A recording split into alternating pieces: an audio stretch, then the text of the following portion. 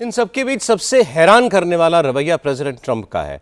Trump सुबह कुछ कहते हैं और कुछ पलों के बाद ही कुछ और कहने लगते हैं। ट्रंप ने एक तरफ ईरान को उसके पावर स्टेशंस और डीसैलिनाइजेशन प्लांट्स को उड़ाने की धमकी दी और उसके बाद यह दावा भी कर दिया कि ईरान से बड़ी अच्छी बातचीत चल रही है। ट्रंप ने यह भी माना कि कुछ देश ईरान और अमेरिका के बीच मीडिएट कर रहे हैं। फिर उन्होंने ईरान के साथ डायरेक्ट नेगोशिएशंस होने का दावा भी कर दिया।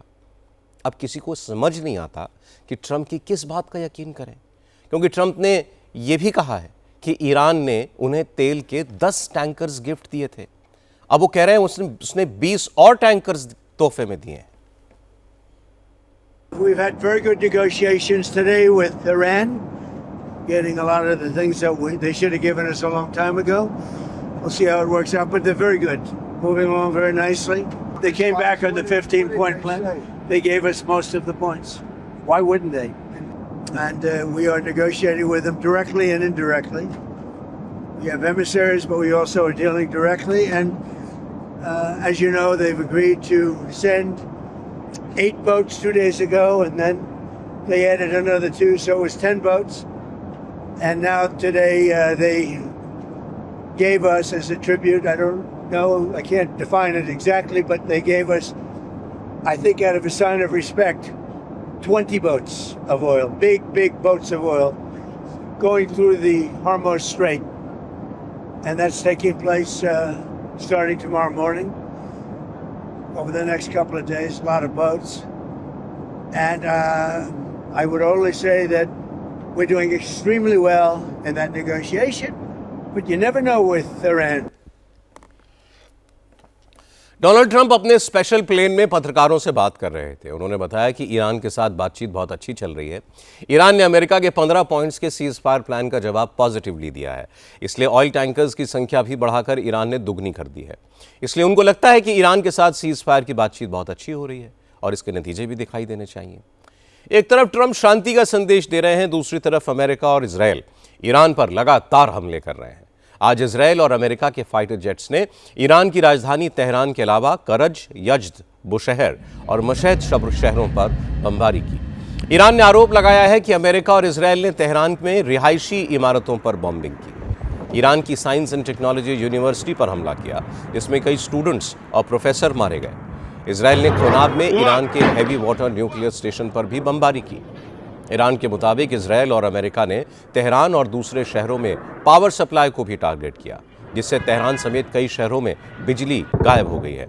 ईरान के मुताबिक अमेरिका इजरायल के ताज़ा हमलों में करीब 2 दर्जन आम लोग मारे गए हैं। इनमें स्टूडेंट्स भी हैं, बच्चे भी हैं। ईरान की मीडिया के मुताबिक हमले के बाद देश में पावर सप्लाई बहाल करने का काम किया जा रहा है।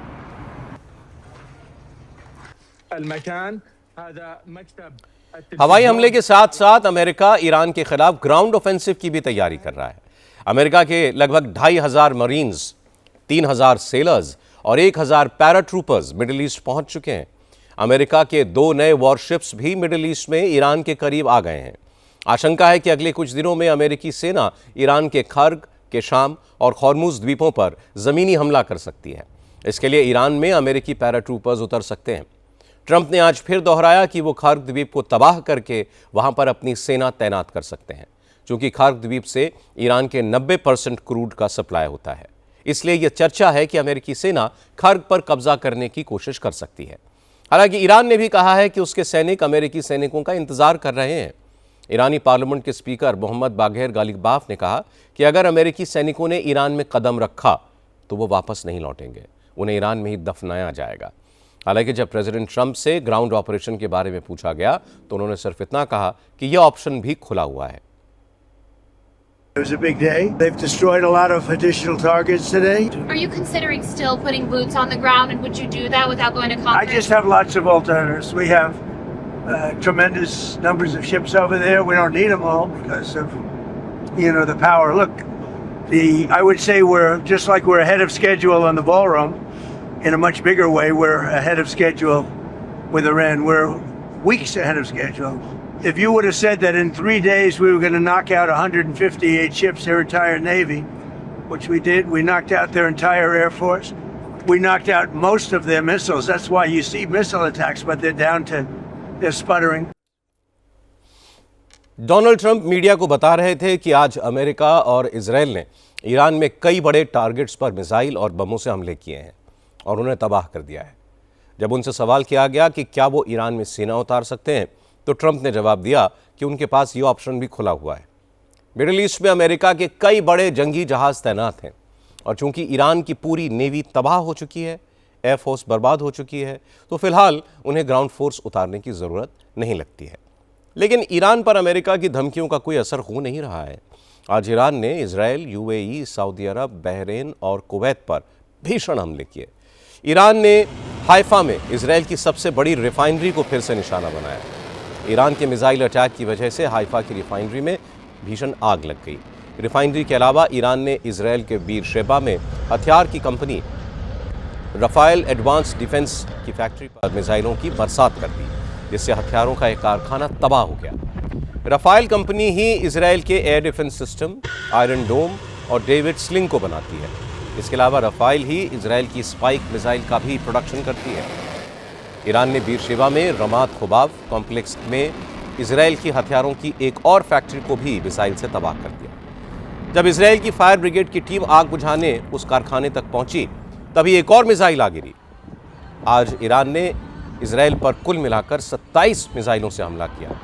इनमें कई मिसाइलें इजराइल की राजधानी तेल अवीव में गिरी। ईरान के मिसाइल अटैक के बाद इजराइल में 100 से ज्यादा लोगों को अस्पताल में भर्ती करना पड़ा, जिनमें से कई लोग गंभीर हालत में हैं। ईरान के हमलों से अब तक इजराइल में 6000 से ज्यादा नागरिक जख्मी हो चुके हैं। मारे जाने वालों की तादाद इजराइल ने रिलीज नहीं की है। ईरान के मिसाइल अटैक की वजह से इजराइल के सांसदों को भी पार्लियामेंट से भागकर बंकर में घुसना पड़ा। आईआरजीसी ने चेतावनी दी है कि जिस तरह इजराइल ईरान के आम लोगों को टारगेट कर रहा है, उसके बाद अब ईरान भी इजराइल के साथ कोई मुरव्वत नहीं करेगा।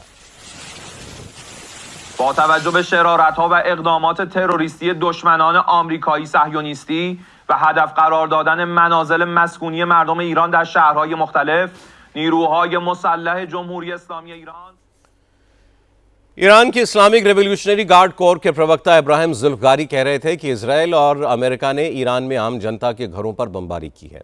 स्कूल्स और यूनिवर्सिटीज़ पर बम बरसाए हैं, जिनमें 600 स्टूडेंट्स और टीचर्स, प्रोफेसर्स मारे गए हैं। इसलिए अब ईरान भी पूरे मिडिल ईस्ट में अमेरिका और इजराइल के कमांडर्स और नेताओं के ठिकानों पर हमले करेगा। ईरान ने आज इराक, बहरीन और सऊदी अरब में अमेरिकी बेसिस को भी निशाना बनाया। ईरान ने सबसे बड़ा हमला सऊदी अरब के प्रिंस सुल्तान बेस पर किया। ईरान के ड्रोन के हमले से इस सऊदी बेस पर खड़ा अमेरिका का एक टोही विमान तबाह हो गया। E-3 AWACS सेंट्री नाम का यह विमान असल में एक उड़ने वाले रडार और हवा में कमांड और कंट्रोल सेंटर का काम करता है, जो ईरान के मिसाइल और ड्रोन अटैक की वार्निंग पहले ही देता था और अमेरिकी फाइटर जेट्स को भी अटैक के लिए गाइड करता था। एक E-3 AWACS विमान की कीमत करीब $700 मिलियन होती है। सऊदी अरब में अमेरिकी बेस पर अटैक के अलावा ईरान ने बहरीन में भी अमेरिकी सैनिक अड्डे को मिसाइल से निशाना बनाया। इराक की राजधानी बगदाद में ईरान ने अमेरिका के विक्टोरिया मिलिट्री बेस पर भी ड्रोन से हमला किया। अरब देशों में अमेरिकी सैनिक ठिकानों के अलावा आज ईरान ने यूनाइटेड अरब अमीरात को स्पेशली टारगेट किया। अबू धाबी में ईरान ने यूएई के अल तवीला एल्यूमिनियम प्लांट पर मिसाइल से हमला किया। ईरान के हमले के बाद इस प्लांट में कामकाज ठप हो गया। इसके अलावा ईरान ने स्ट्रेट ऑफ हॉर्मुज को बाईपास करके तेल सप्लाई करने वाली हबशान फुजैरा पाइपलाइन को भी ड्रोन से निशाना बनाया। सैटेलाइट कंपनियों ने जो तस्वीरें जारी की हैं, उसके मुताबिक ईरान के हमले के बाद यूएई के असाब ऑयल एंड गैस फील्ड में आग लग गई। यूएई ने बताया कि उसने ईरान की 16 बैलिस्टिक मिसाइल्स और 42 ड्रोन्स को अपने एयर डिफेंस सिस्टम से मार गिराया। आज ईरान ने कुवैत पर भी बैलिस्टिक मिसाइलों और ड्रोन से हमला किया। ड्रोन हमले में कुवैत के एक डीसैलिनाइजेशन प्लांट में काम करने वाले भारतीय की मौत हो गई। कुवैत की सरकार ने बताया कि उसने आज ईरान की 14 मिसाइलों और 12 ड्रोन्स को इंटरसेप्ट करके हवा में मार गिराया। लेकिन ईरान की कुछ मिसाइलें एक सैनिक अड्डे पर भी गिरीं, जिनकी वजह से 10 सैनिक घायल हो गए। कतर ने भी ईरान के एक ड्रोन को इंटरसेप्ट करके हवा में मार गिराने की जानकारी दी। इंटरनेशनल एक्सपर्ट्स के मुताबिक 28 फरवरी से हुए युद्ध की वजह से अरब देशों को अब तक 75 से $80 बिलियन का नुकसान हो चुका है। इस बीच ईरान के सपोर्ट में अब यमन के हूतियों ने भी एक नया मोर्चा खोल दिया है। हूतियों ने पिछले 2 दिनों में इजरायल के ऊपर कई मिसाइलें दागी हैं और धमकी दी है कि अगर ईरान पर अमेरिकी सेना जमीनी हमला करती है तो फिर यमन लाल सागर में बाब अल मंदाब स्ट्रेट को बंद कर देगा। इस वक्त बाब अल मंदाब के रास्ते ही सऊदी अरब अपना तेल एक्सपोर्ट कर पा रहा है। हूतियों के इस जंग में शामिल होने को पूरी दुनिया के लिए बेहद खतरनाक माना जा रहा है। I think we're at an inflection point. I think with the Houthis joining, they sat very, very patiently for almost a month before joining the fray. And now that they have joined, they have joined full speed, full on.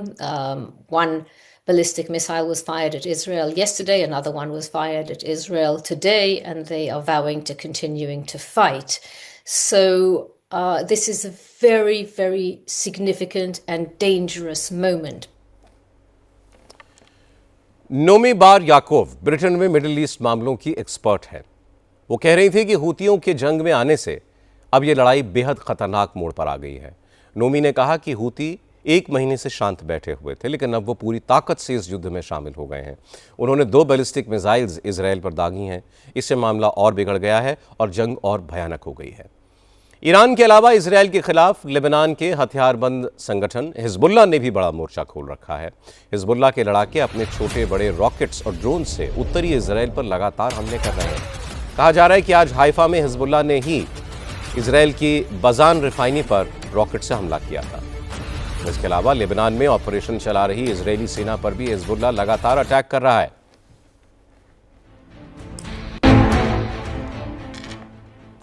Lebanon में Israel भी एक बड़ा military operation चला रहा है।